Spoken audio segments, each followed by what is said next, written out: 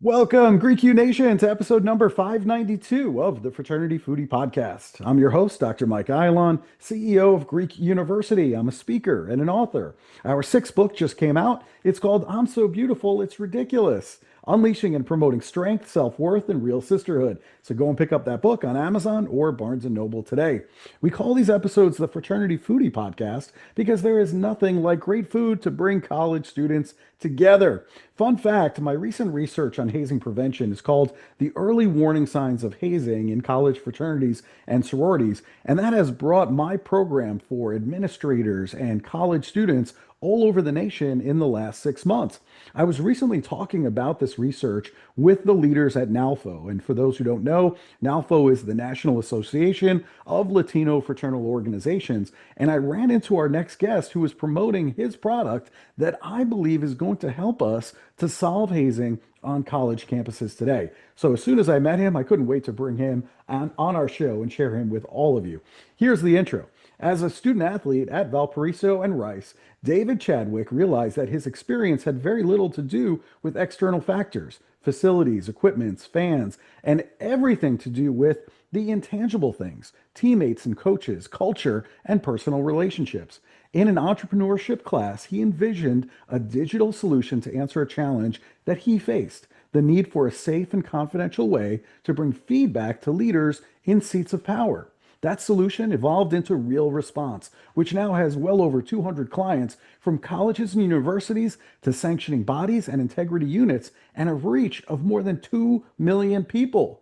So David Chadwick leads a team of world-class professionals, many of whom are former student athletes themselves. Welcome to the show, David. Thanks, Mike. It is a pleasure to be here today. It is fantastic to have you on the show today. I am super pumped about all of this. And I was totally fascinated when I learned that you were a student athlete both at Valparaiso, but also Rice University. And of course, my daughter goes to Rice today. So, instantly I'm hooked. So, what made you go from Rice University to Valpo? And what did you learn from those experiences that shaped all of your views on leadership, on culture, and communication? Yeah, I had a very unique journey. I can say I was recruited 4 different times over my career.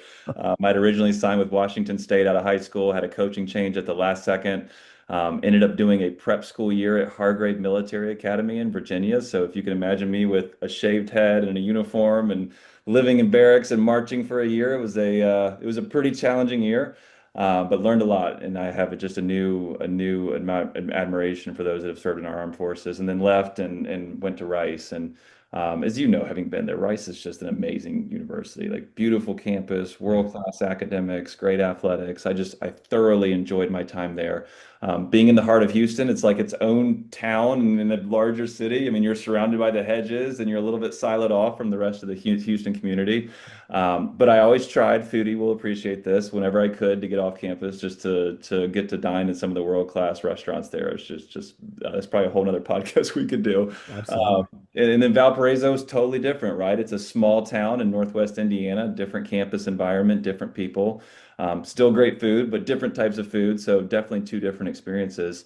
You mentioned Rice seeded RealResponse, which it did, and I was a basketball student athlete there, and loved the university, and frankly loved my experience within our program. But we ended up having a pretty high profile issue where a few of my former teammates went public around allegations of discrimination and harassment, and it became a national story on Sports Illustrated, and found myself in the crosshairs of all that going. It should have never gotten to this point, right? Like in general, student athletes should have had a way to speak up and share their feedback, their positives, their concerns, their issues, et cetera. And the university should have had a way to monitor what was going on, and if this was occurring, to be able to address it in a more timely way. So I was taking a entrepreneurship class where I had to come up with an idea. I had no idea what entrepreneurship was at the time, except that it settled a credit that I needed to be able to graduate. So one of my teammates invited me to join, and I did it. And I had to come up with an idea. And at the time, I didn't know what necessarily RealResponse was going to become. I was looking at some of the more traditional user review based websites where You want to pick a hotel, you go to TripAdvisor, and you want to pick a restaurant, you go to Yelp, etc. And at the time, and you can see this from our website, we began as Real Recruit. Like I thought there was a market need for a system where former and current student athletes could rate their experiences, and then that could be used for prospective student athletes to be able to pick their institution, right? Like based upon what feedback and reviews others have had that have been there. I thought there would be utility internal too, right? For an athletic director or others to be able to monitor culture, see what's going on, et cetera. But, classic entrepreneurship, I had no idea. I was just still trying to figure it out. Um, I elected to transfer and I went to Valparaiso and loved it. Just had an amazing experience. Played for just coaches that to this day had a tremendous impact on my life. You mentioned this in my bio, but I tell people I'm like, I would have followed that coaching staff to any school in the country, right? Like some random institution in Alaska, right? Let's go, just because they cared about me so much and I had just an incredible experience with them. But going back to Real Response, my fifth year, I was getting my MBA, and it was back in the day where when you transferred, you had to sit out a year, which is no longer the case now, but back then I had to. So I had another year of eligibility to get my MBA, and was getting my focus or was doing a focus on entrepreneurship, where I had to come up with another idea, and didn't think I was smart enough to come up with a new idea, so I recycled the one from Rice. And really dove into it more deeply, and had a meeting with our athletic director at the time, Mark LaBarbera, and I presented this concept to him. And he was the first, it's market research 101. He was the first to really help me understand because he said, David, as an athletic director, I would be reluctant to quote unquote air my dirty laundry, right? Like I don't want to collect feedback from my student athletes that then maybe seem public before I have the chance to address it. But this was his key phrase. He said, as an athletic director internally, having this information would be invaluable to be able to know what's going on and how we could potentially address concerns and what we're doing well, et cetera. And then he used the magic term, if you can help me with this, I pay you for it. I was like, Wow. well, let's figure out how to make that happen. So I asked him at the end of that conversation, I said, Mark, who are three athletic directors that you know and respect that you think would be willing for me to interview them? And he gave me three names, and I asked those three athletic directors at the end of that call, Mr. or Mrs. So and so, who are three of your peers that you think would be interested in letting me interview them as well? And literally over about a year, Mike, I interviewed over 200 athletic directors. It was just kind of this viral effect, and people were so willing to jump on my call because I wasn't selling them anything. I just said, "Hey, I'm doing a class project. Like, I'd love to talk to you about how it works. And oh, by the way, like Mike said, I should call you." Um, and I began to hear consistent themes, right? Again and again and again, like flush the idea of this going public down the toilet, which I happily did, but let's focus on the internal, like having a mechanism for us to be able to measure our experiences, what's going well, et cetera. So we started as a survey platform, helping these institutions at the end of the year gather feedback from their student athletes and covering kind of the whole spectrum of the experiences, right? Like what's going well, what could be improved, coaching, travel, gear, food, facilities, you name it. And then even benchmark results. Like, how does my data at the time we were very small, we didn't have many schools on it, but we've grown to, hundreds now. But like, how does my data compare to other schools' averages? Where are we doing really well and we have a competitive advantage, and where do we need to improve? So bringing this full circle to now the Genesis story, what happened, Mike, that was totally unexpected was in that first year of launching, student athletes began to bring forward really serious concerns. In this survey, right? Like end of season, hazing, sexual assault. My coach is having inappropriate relationships with my teammates. My teammates are selling drugs. There's guns in the locker room, right? Like you name it. And the immediate response from these administrators that we worked with was, besides the like shock, was we can't wait till end of year surveys anymore. We need a mechanism for our student athletes to be able to come forward at any time to raise these concerns, issues, questions with us. So we quickly expanded our technology, went from just a survey instrument to now having real-time reporting capabilities anonymously if needed, so administrators can not only identify these concerns, but be able to respond back to them, ask further questions, point to resources, gather evidence, and again, all the while those people so choose to remain anonymous. So I'll pause in a second, but for the first 5 years of our business, we focused just on college athletics, growing to hundreds of schools, and really found a great niche with this whole student athlete experience, right? Like helping administrators better understand what's going on and giving student athletes a way to speak up. So my experiences at Rice and Valpo, both positive and negative, were without a doubt what seeded the company, and the amazing instructors that I worked with at both schools were those that really helped guide me through that process as well. Wow, what an incredible story. And I'm so happy you took that entrepreneurship class that got you thinking about this as a project that turned into a full-fledged business, which is exactly why I advocate for college students to start building a business while they're in college around any product or service that they might have, because you never know. This is, first of all, the great time for you to test something that is kind of risky, quote unquote, because you don't have any real responsibilities. You don't have a mortgage payment. You don't have a family yet, all of those things.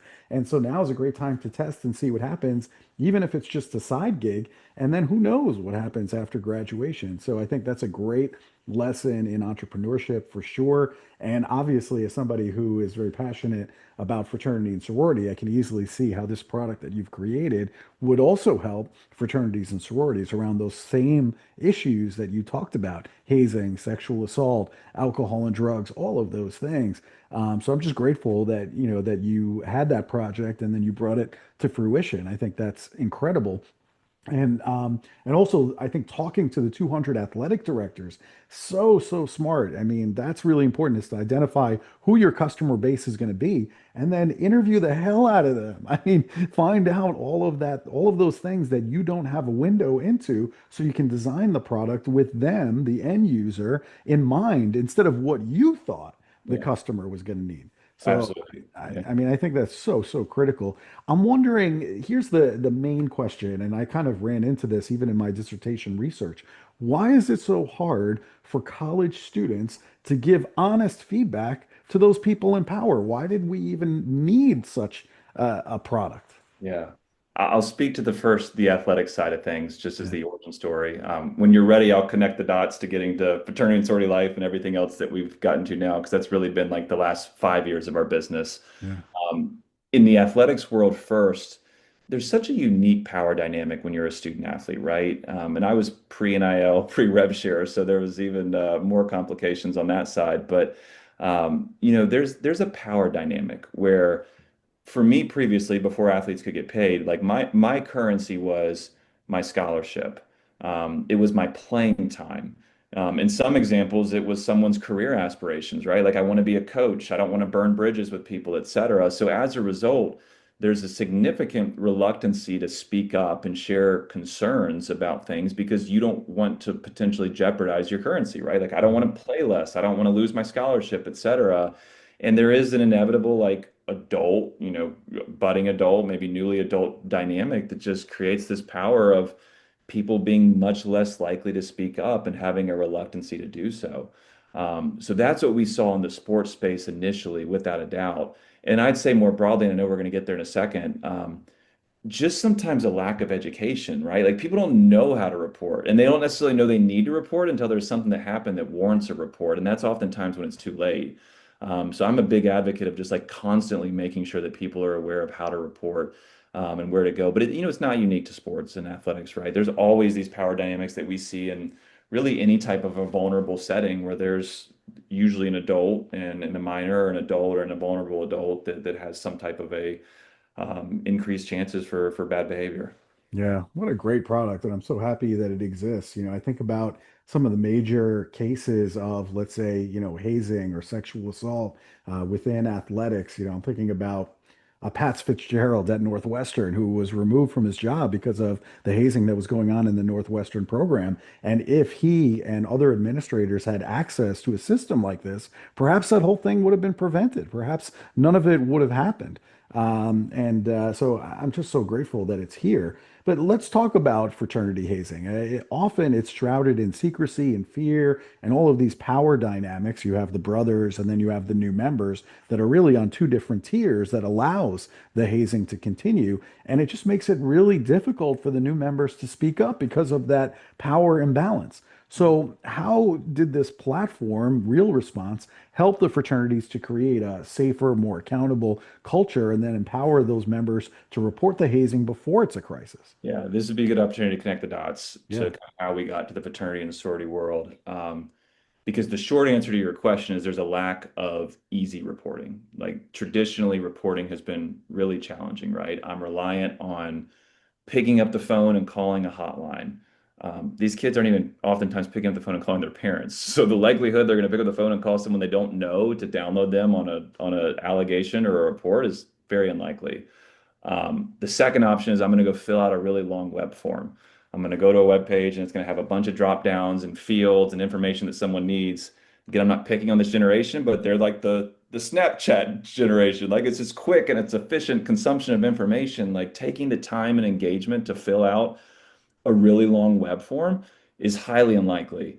And then it's even more complicated if people don't put their name on it, right? Because now the receiving end knows about a potential allegation. Usually there's not enough information to act on because it's an incomplete report. And then that creates even more tension because the reporter feels like they've sent something that's being buried or not acted on. And the receiving end's frustrated because they can't do anything with it. So connecting the dots to how we got here. In 2020, we had for years at institutions had asked us to expand RealResponse beyond athletics, fraternity and sorority life, Title IX, bias, you name it. And we had to politely decline because the way that the system was set up at the time was to limit reporting to a specific audience. So, for example, I'm here in North Carolina. The University of North Carolina doesn't want to have a reporting system that's open to anyone because inevitably Duke fans are going to inundate them with reports that are likely not true. So we didn't have more of like a reporting option that was flexible for people to be able to use that maybe weren't verified or in that confirmed ecosystem. In 2020, we were contacted by the NFL Players Association, who were looking for a way for their players to be able to report COVID concerns during the upcoming season.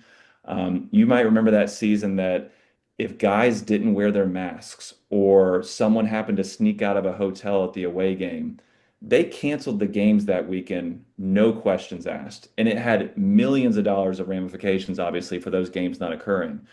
But this was their key ask. They said, we don't want a hotline. We don't want a web form. We don't want to have to upload users in the system. They said, we just want a text line. We want a phone number that we can put out into our ecosystem with our hypothesis being our players are much more likely to text us versus them having to call us. And oh, by the way, if you can make it anonymous, so we don't necessarily need to know where it comes from, but we have the ability to engage with them and ask questions and gather evidence and do all the things that we talked about thus far, it would be extremely beneficial.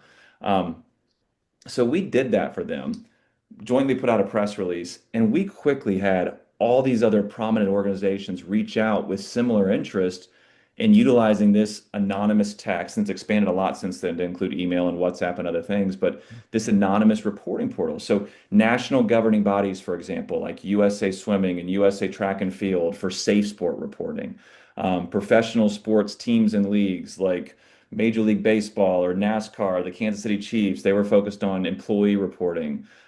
We had integrity groups, so think like anti-doping and competition manipulation all over the globe, like not even just here in the US. Youth serving organizations like the Boy Scouts, et cetera. So we quickly expanded and then realized this now opened the door for us to expand our presence on collegiate campuses because they similarly had hotlines and web forms and things like that. But we thought texting would be a better way for especially that student demographic to be able to report. So going back to the comment you made earlier, we never build something, and to this day, this is still our practice. We don't build something and then just assume it's going to work. We started reaching out to people that we had connections with through athletics and saying, hey, we're interested in expanding this beyond athletics. We'd love to show you what this has become and get your thoughts on how it would work. And very quickly, we had institutions that wanted to use it, were excited about it, rolled it out. And that first year, this would have been a couple years ago, they told us very quickly, like, we are receiving hazing reports that are more credible than we've ever received before.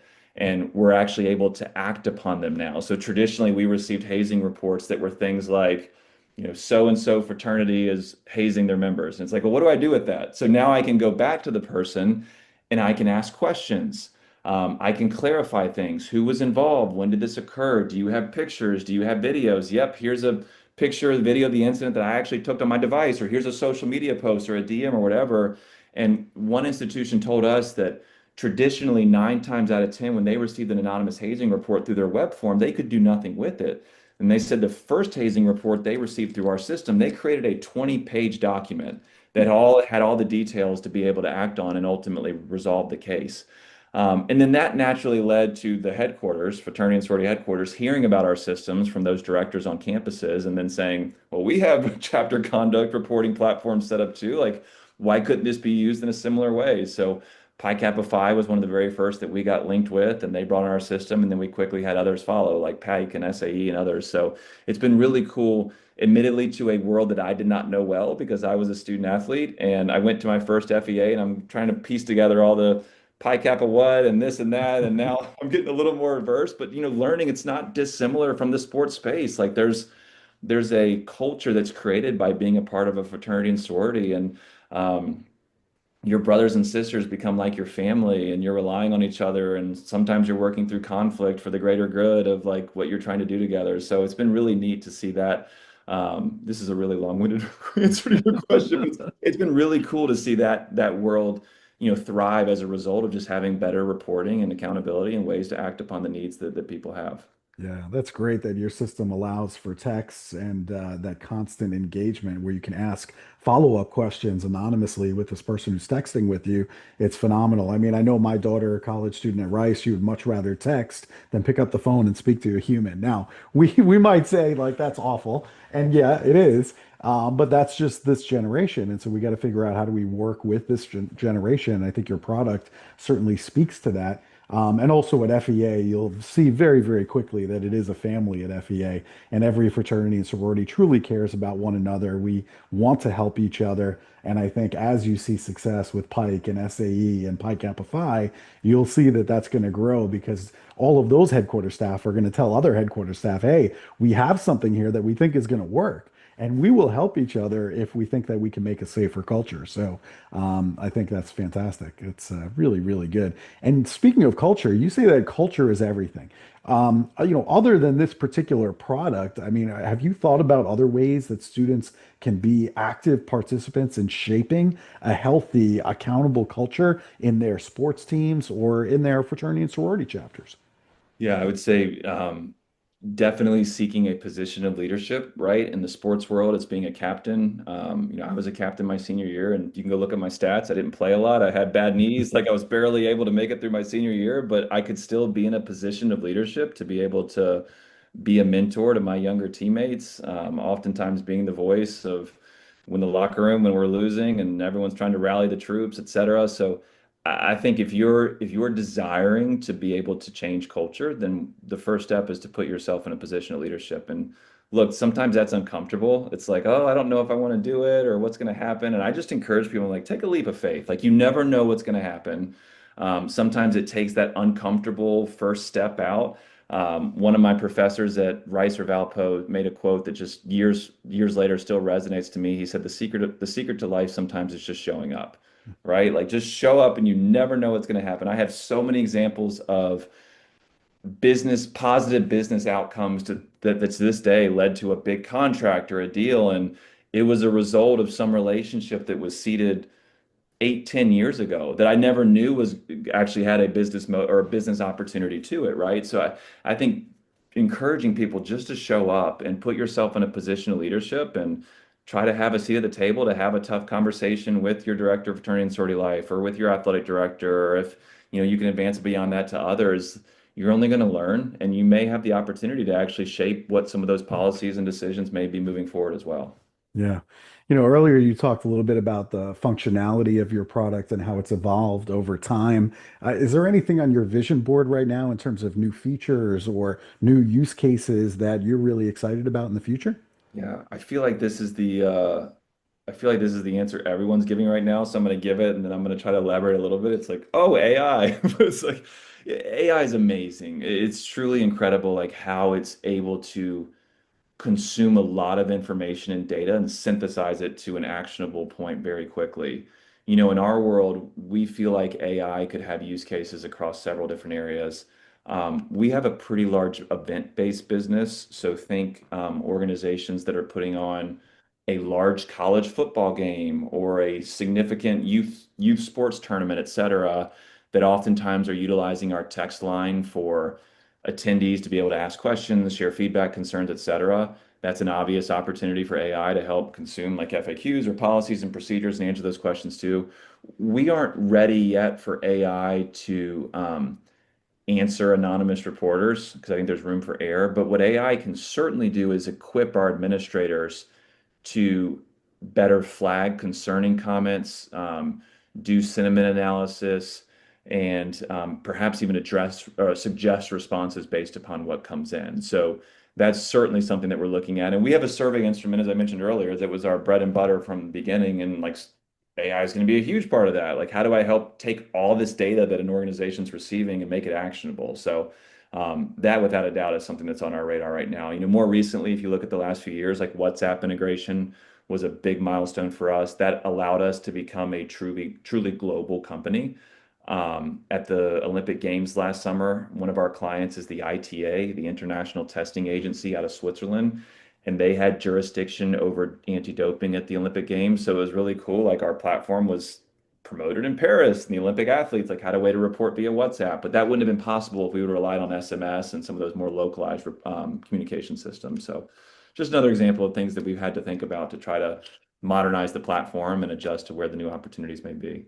Yeah, well, that's fantastic. I think you can start planning an FEA presentation for next summer that's going to analyze all the responses and data that you get in the fraternity and sorority system and use AI to analyze all of that data and give recommendations to the executive directors of every fraternity and sorority in the country on things that they can do to prevent that from happening or reduce incidents overall. So Yeah. that right there is a presentation. Sign up for the presentation, give the execs all that information, and you'll have a ton of clients. Well, I should add a disclaimer quickly. We don't see the data. Yeah. We truly are the conduit, right? So we don't look at it, respond back. So we purposely, right, like make it so only the receiving end could do it. But to your point, like maybe there's a way I can like summarize it or do something that's not necessarily so in the weeds on what's getting reported. Yeah, something that can summarize it. And maybe that's just something that you offer to each client. So that way they can do that kind of summary. Because, yeah, I mean, you're looking at all of these reams and reams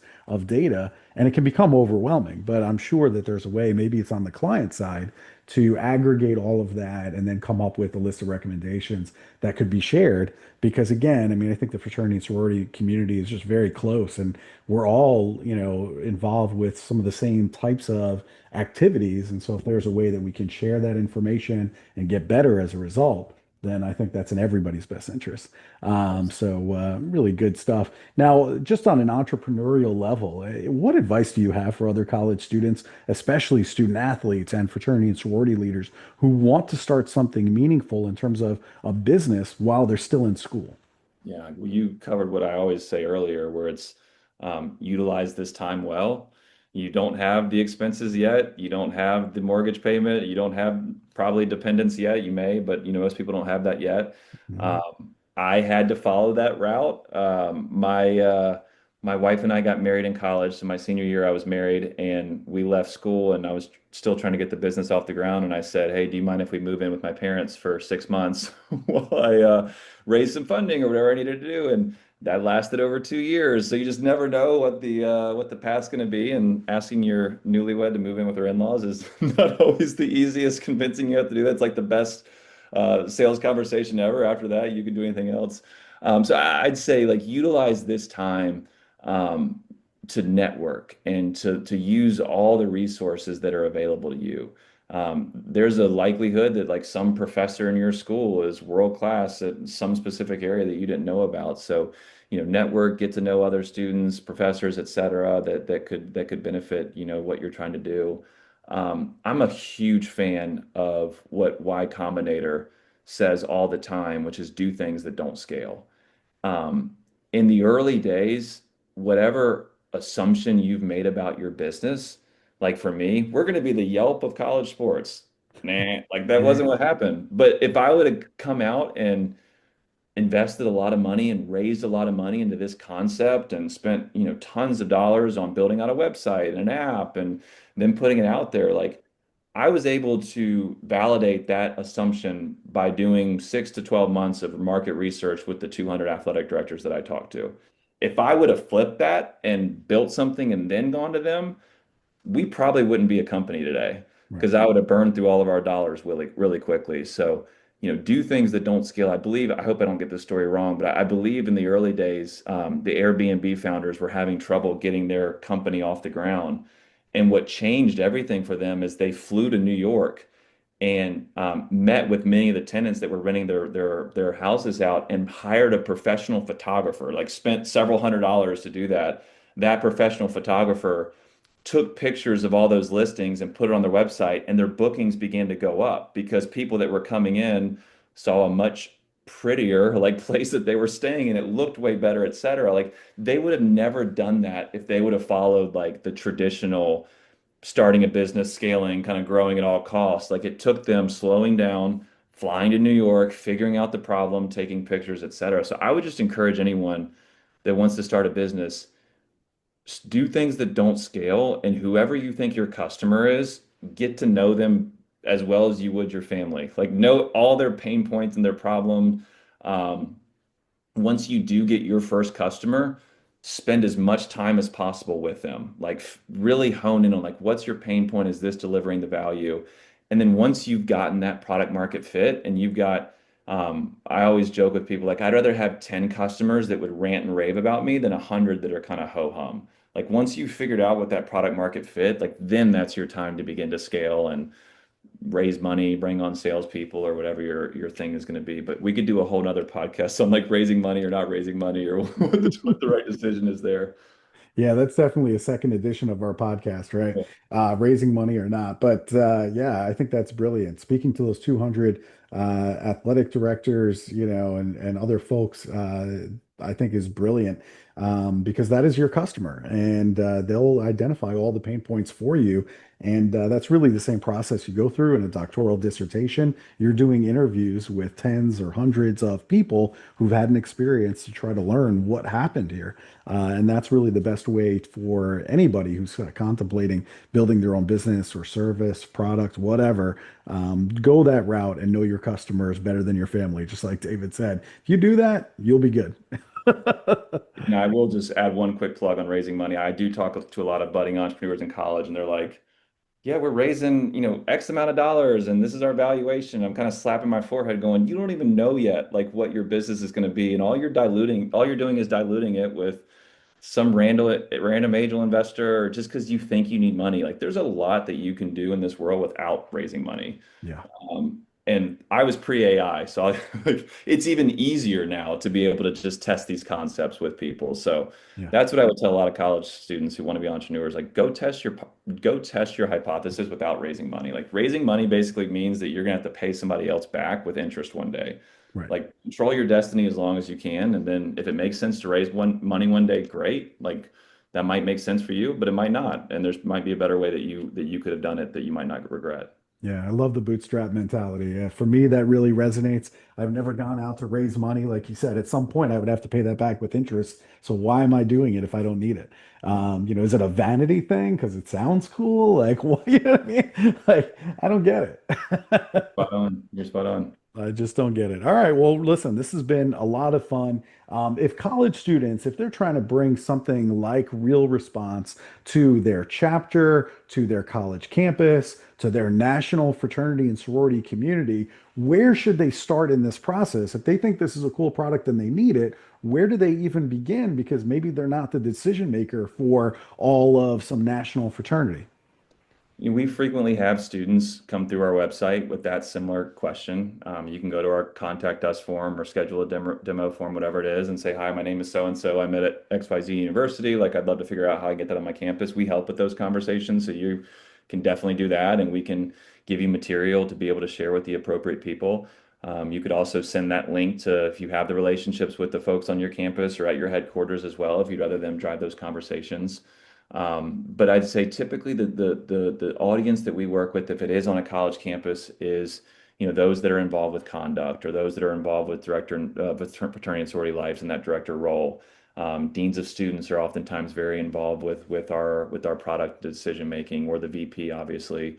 We have legal and compliance ramifications too. We have to navigate, so oftentimes they're involved too. So I'd say to any extent that students feel comfortable, if they have those relationships, like certainly bringing us up, or again, going through our website, we're happy to give you that information to be able to share. And then same thing with the headquarters. Like we're typically working closely with the CEO, the COO, the director of chapter support. It's the experience officers, et cetera. So either sending them our website, www.realresponse.com, or you coming through the website and getting that information to share with them are two suitable ways.